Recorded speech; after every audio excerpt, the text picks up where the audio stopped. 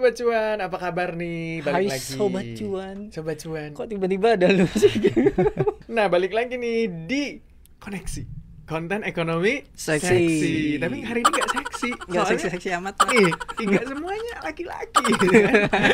Kita bakal bahas apa sih di Koneksi ini sebenarnya, No?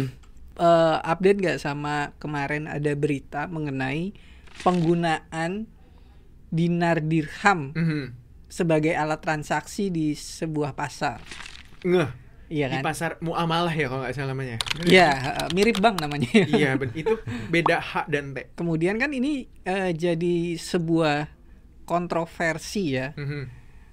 Kenapa nggak boleh gitu kan? Kalau yang di pikiran gue tuh kalau misalnya gue main time zone nih, Iya. itu kan gue pakai koin juga, nukar duit rupiah yang asli, terus pakai duit time zone, kok itu nggak ditangkap gitu? Gue nggak sempet main. Iya, karena waktu Anak main dingdong sama ya, anak Novan belum dingdong. ada time zone. Lu nyebut merek aja lu. Ini kita bakalan tanya nih Mas Argun, sebenarnya polemik ini itu kayak gimana sih? Karena kalau dari urutannya intinya kan dia juga hanya bertransaksi di pasar yang dia kelola sendiri ya. Sama kayak tadi Gibran mention sebuah brand itu kan di tempatnya sendiri. Jadi sebelum tahun 2000 itu praktik seperti itu banyak terjadi di komunitas gitu. Jadi ada komunitas masyarakat yang memilih untuk mereka kan investasi dinar dirham itu udah lama ada di Indonesia. Kemudian Bank Indonesia dan pemerintah menilai lama-kelamaan kalau tidak ditertibkan itu nanti ya akan ada redundancy gitu. Kan kalau kita bicara alat tukar di Indonesia ini ya rupiah gitu. Mata uang kita rupiah. Akhirnya dilarang. Kalau di Indonesia intinya ada ketentuan dari undang-undang mata uang itu bahwa satu-satunya alat atau nilai tukar yang sah itu ya rupiah. Di luar itu tidak boleh.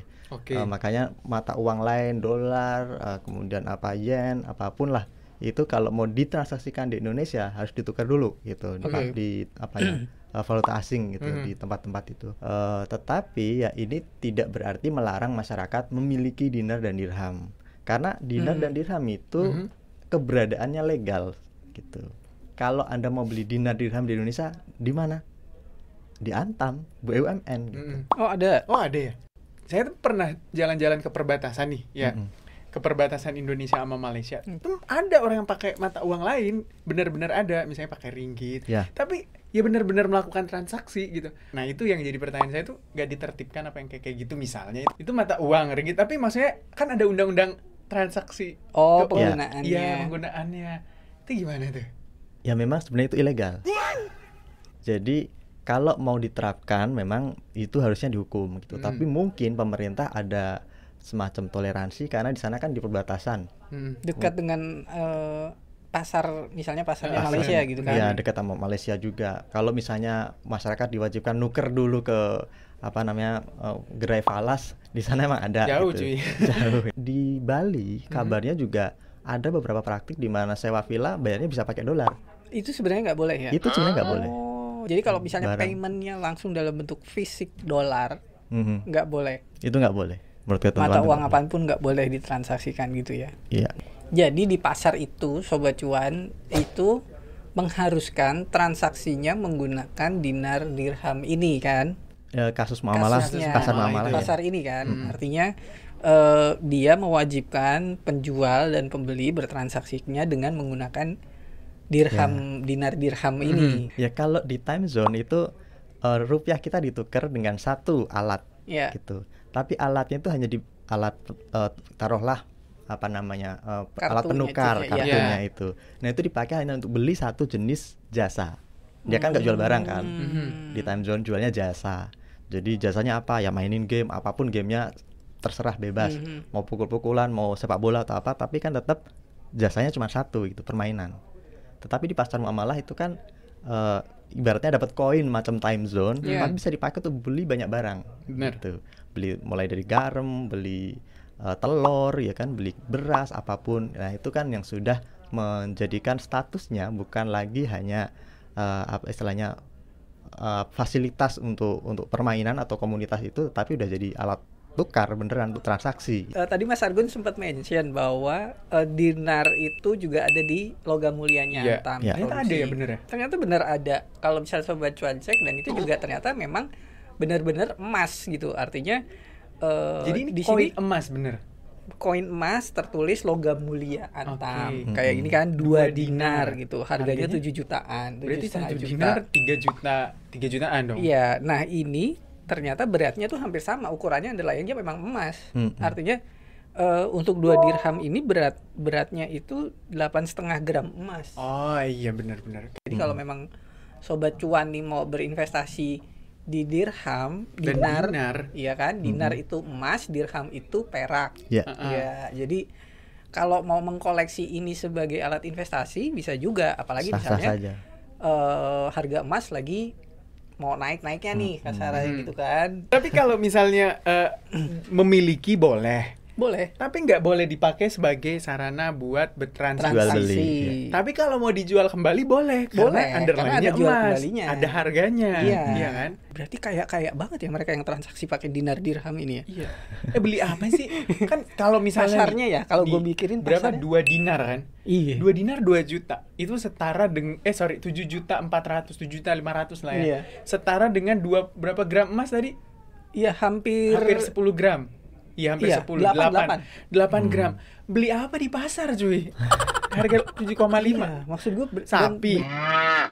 Nah, satu koin dirham kan cuman 90-an ribu gitu. 80-90 ribu. Nah, itu yang dia pakai. Kalau ada harga yang di bawah itu dia pakai setengah dirham, dicetak juga sama dia gitu. Jadi nggak melulu emasnya gitu. Jadi kalau misalnya ada harga barang, misalnya ini anggaplah beli beras 10 kilo. Ya. Harganya di bawah 90.000, berarti setengah dirham. Ya, ibaratnya gitu. Jadi kalau 180.000 2 dirham. Wah.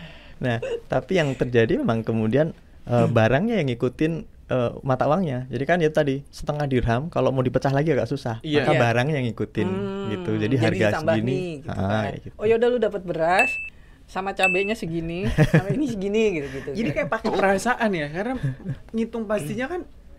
Jadi kalau dibandingin dengan di luar itu bisa jadi lebih murah di luar sebenarnya gitu. Karena telurnya akhirnya harus ngikutin harga dia, dan bisa jadi ya yang didapat harusnya kalau di luar bisa 10 butir, tapi karena ikuti standar dia hanya dapat 8 butir. Iya, karena kan mungkin mata uang terkecilnya dia setengah dirham aja. Ya, dan itulah yang bikin sebenarnya praktik ini itu bisa disinyalir penipuan gitu. Karena dia mendapatkan kekayaan atau margin yang di dalam tanda kutip tidak fair gitu. Ini kan sebenarnya bukan cuma di Indonesia aja gitu.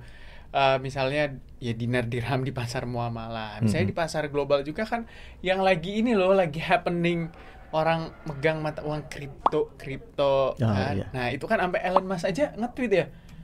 Iya. Itu pom-pom ya. Elon Musk itu ini deh, cheerleader deh waktu SMA. Karena pom-pom terus apapun dipom-pomin sama dia gitu kan. Di Twitternya. Dan diikutin.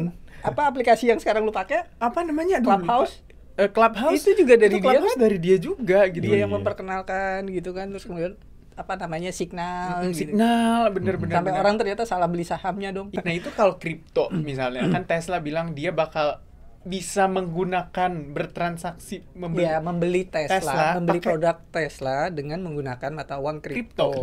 Dia akan membuka kemungkinan itu. Makanya banyak orang kemudian mau beralih ke kripto ini. Ketika gua terjun ke situ, seolah-olah mau jadi investor gitu ya. Terjun ke situ, gua lihat ternyata memang banyak banget bentuk jenis. Cryptocurrency itu sekarang banyak. Ibarat kata gini, itu sebenarnya kayak pasar saham juga.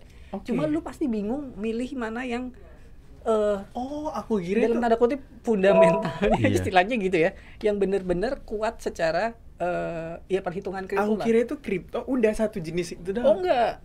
Macem-macem namanya, Bos. Lu juga bisa bertransaksi, misalnya lu udah ngumpulin sekian koin gitu. Itu nanti dikonversi ke yang paling tinggi kan Bitcoin ya.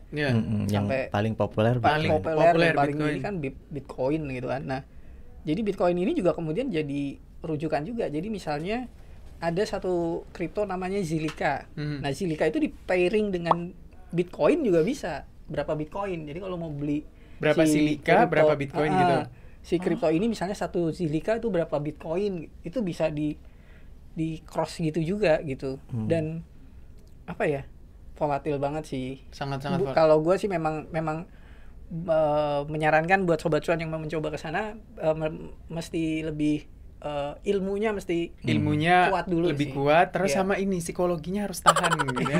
Jangan sampai saya tuh lihat story teman saya di Instagram itu kan, orang tuh ini update apa yang dia portofolionya di mana Bitcoin di kripto tapi nggak tahu jenisnya apa karena saya nggak ngerti gitu kan.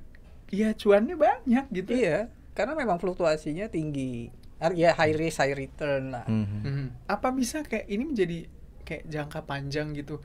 Akhirnya satu saat beberapa negara mulai melegalkan satu-satu gimana sih? Ya. Kecil kemungkinan akan dilegalkan. Karena sebenarnya Bitcoin itu kalau kita bicara aspek geopolitiknya itu lebih berbahaya dibandingkan dinar dirham gitu.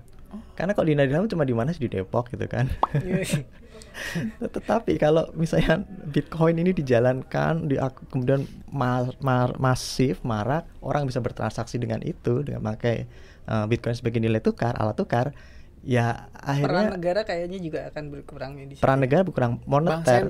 Bank sentral itu bisa mengendalikan uang beredar di pasar rupiah. Itu ya karena dia juga beli rupiah atau ngelepas rupiah dengan beberapa kebijakannya. Tapi Bitcoin dia nggak bisa gitu. Nanti nggak ada lagi IMF bro. Iya cuy. International Monetary. Iya. International Crypto Fund.